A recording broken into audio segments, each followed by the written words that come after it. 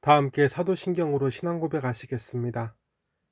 전능하사 천지를 만드신 하나님 아버지를 내가 믿사오며 그 외아들 우리 주 예수 그리스도를 믿사오니 이는 성령으로 잉태하사 동정녀 마리아에게서 나시고 본디오 빌라도에게 고난을 받으사 십자가에 못 박혀 죽으시고 장사한 지 사흘 만에 죽은 자 가운데서 다시 살아나시며 하늘에 오르사 전능하신 하나님 우편에 앉아 계시다가 저리로서 산자와 죽은 자를 심판하러 오시리라.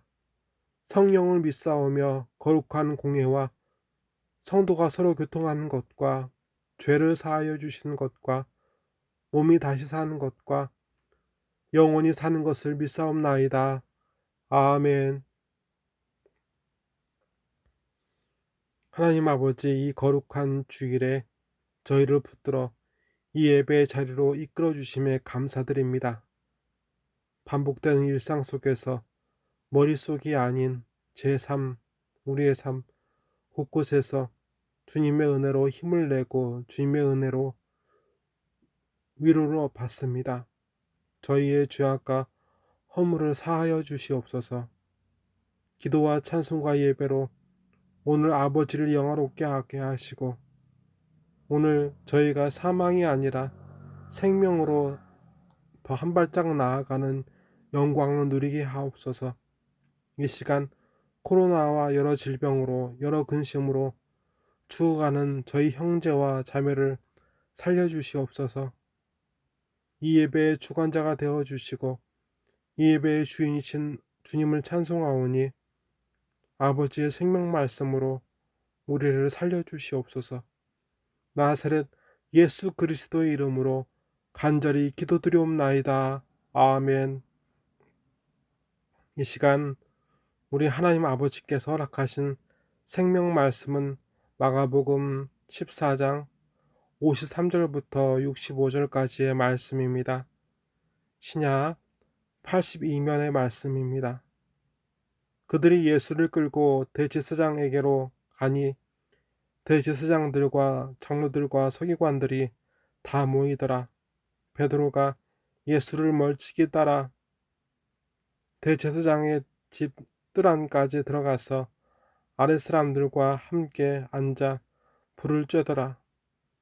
대제사장들과 온 공회가 예수를 죽이려고 그를 칠 증거를 찾되 얻지 못하니 이는 예수를 쳐서 거짓 증언한 자가 많으나 그 증언이 서로 일치하지 못함이라.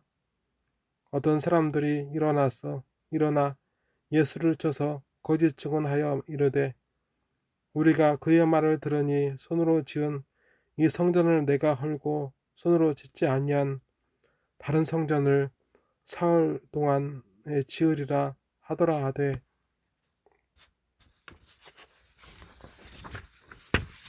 그 증언도 서로 일치하지 않더라.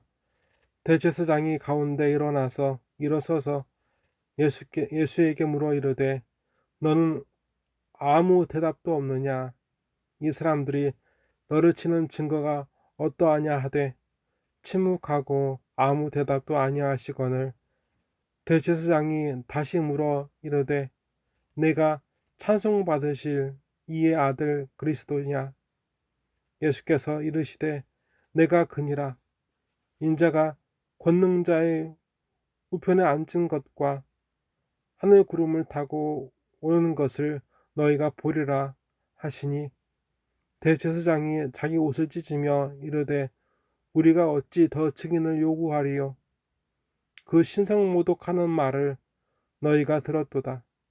너희는 어떻게 생각하느냐 하니 그들이 다 예수를 사형에 해당한 자로 정죄하고 어떤 사람은 그에게 침을 뱉으며 그의 얼굴을 가리고 주먹으로 치며 이르되 선지자 노릇을 하라 하고 하인들은 손바닥으로 치더라. 아멘. 우리 예수님께서 앞서 말씀하신 대로 끌려가셨습니다. 아니 정확하게 하면 하나님께서 이끌어 가셨습니다. 하나님께서는 하나님 앞에 나아가야 하는 대제사장들과 서기관들, 장로들이 있는 그곳에 예수님을 이끌어 가셨습니다. 그들은 여러 증인을 데리고 와서 예수님이 죽어야 하는 이유를 그 증언들을 모아왔지만 모두 확실한 신빙성을 찾을 수 없을 정도로 불확실한 말들이었습니다. 이는 예수를 쳐서 거짓 증언하는 자가 많으나 그 증언이 서로 일치하지 못함이라.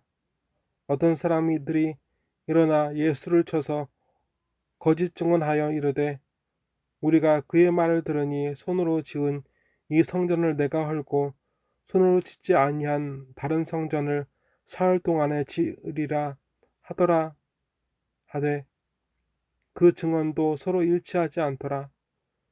대제사장이 일어나 대제사장이 가운데 일어서서 예수에게 물어 이르되 너는 아무 대답도 없느냐? 이 사람들이 너를 치는 증거가 어떠하냐 하되 결국 대제사장은 이렇게 예수님을 신문합니다. 침묵하고 아무 대답도 아니하시거늘 대제사장이 다시 물어 이르되 내가 찬송받으실 이의 아들 그리스도냐? 예수께서 이르시되 내가 그니라. 인자가 권능자의 우편에 앉은 것과 하늘 구름을 타고 오는 것을 너희가 보리라 하시니 대제사장이 자기 옷을 찢으며 이르되 우리가 어찌 더 증인을 요구하리요? 그 신성모독하는 말을 너희가 들었도다. 너희는 어떻게 생각하느냐 하니 그들이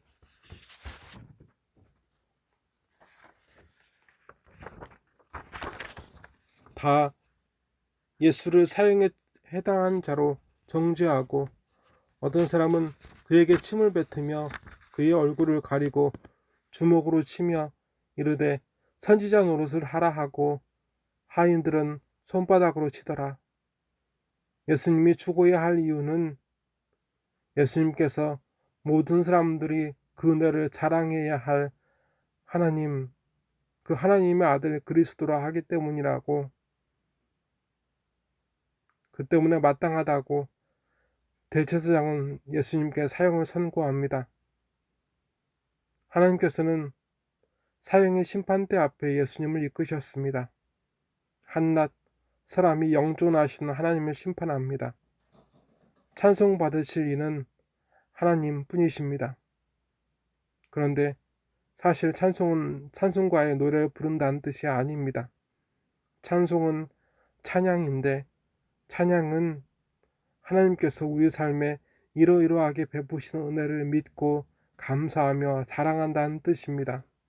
결국 찬송하는 사람은 그 누구도 하나님의 은혜를 믿어야 하고 감사해야 하며 자랑해야 합니다. 그런데 오늘 말씀을 보면 이들은 하나님의 은혜를 받지 않는 사람처럼 보입니다. 하나님께서 예수님을 통해 주신 은혜와 은혜에 대한 믿음도 없고 감사도 없고 자랑도 없기 때문입니다. 그래서 그들은 그 은혜에 대한 확인이 아니라 하나님의 아들이신 예수님을 어떻게 죽일까에 대한 확인만 남아있을 뿐이었습니다. 오늘 이들은 하나님의 은혜를 받은 사람이 끼쳐야 할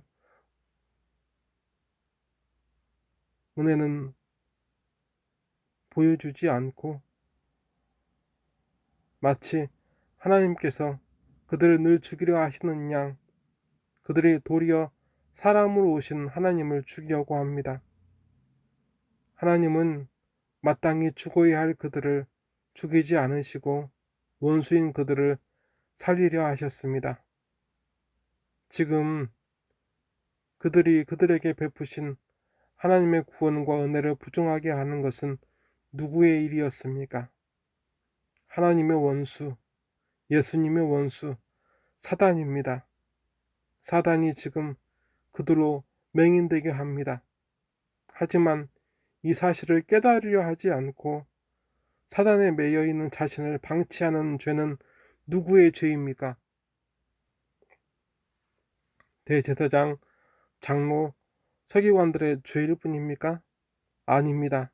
그뿐 아니라 오늘 우리의 죄입니다. 우리도 예수님을 통한 하나님의 구원과 은혜, 그 예수님을 확인하며 자랑하기보다는 그 모든 것을 행하지 않는 우리를 회개하라 하시는 예수님을 은밀하게 그 마음에 미워하기 때문입니다. 이 하나님의 구원과 은혜를 부정하는 이들을 심판하실 능력이 그들 앞에 서신 예수님께 있습니다. 요한복음 13장 34절부터 35절까지의 말씀으로 오늘 말씀을 마무리하겠습니다. 새 계명을 너희에게 주노니 서로 사랑하라. 내가 너희를 사랑한 것 같이 너희도 서로 사랑하라. 너희가 서로 사랑하면 이로써 모든 사람이 너희가 내 제자인 줄 알리라. 아멘. 하나님 아버지, 오늘 이 귀한 생명 말씀 주심에 감사드립니다. 오늘 이처럼 멸망한 우리를 구원하시며 은혜 주신 하나님 아버지, 우리가 그 구원과 은혜를 확인하려, 예수님을 확인하려 하는 것보다 그 구원과 은혜를 부정하고 예수님을 부정하는데 그들과 같았음을 깨닫게 하심에 부끄럽고 죄송하고 또 감사할 따름입니다.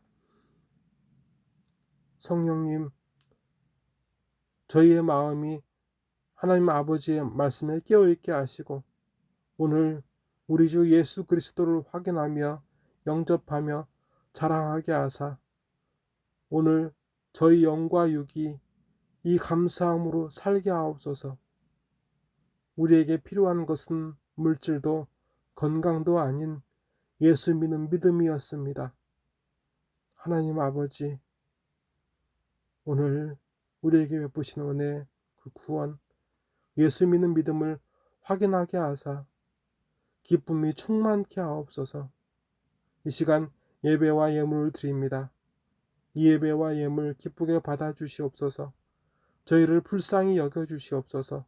나사렛 예수 그리스도의 이름으로 간절히 기도드리옵나이다. 아멘.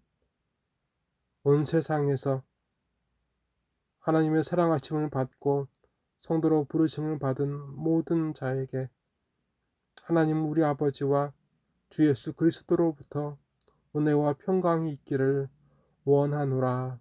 아멘.